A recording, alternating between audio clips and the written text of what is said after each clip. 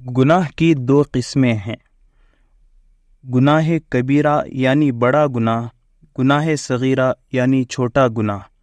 گناہ کبیرہ وہ گناہ ہے جس کا گناہ ہونا کسی مضبوط دلیل سے معلوم ہو اور خاص اس کے بارے میں عذاب کی وعید آئی ہو۔ وہ تقریباً 70 ہیں، جیسے سود کھانا، چوری کرنا، نماز ترک کرنا، علماء کی بے عزتی کرنا وغیرہ۔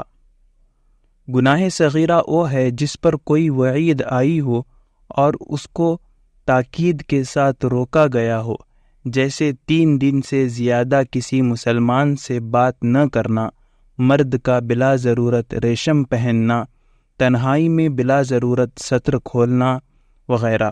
لیکن گناہ صغیرہ کو بار بار کرنے سے یا گناہ صغیرہ کو معمولی سمجھنے سے وہ گناہ کبیرہ ہو جاتا ہے۔ نیز اگر کوئی عالم دین گناہ صغیرہ کا ارتکاب کرے تو وہ گناہ صغیرہ اس کے حق میں گناہ کبیرہ کے حکم میں ہے۔ اللہ تعالیٰ گناہ صغیرہ پر سزا دے سکتا ہے اور توبہ کرنے پر گناہ کبیرہ کو معاف بھی کر سکتا ہے۔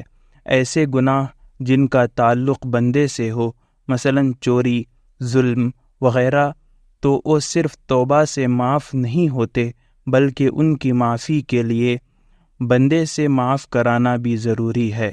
گناہ کبیرہ سے ایمان ختم نہیں ہوتا، نیکی کا حکم دینا اور برائی سے روکنا واجب ہے، بشرطے کہ فتنہ و فساد کا اندیشہ نہ ہو اور نصیحت قبول کرنے کا امکان ہو۔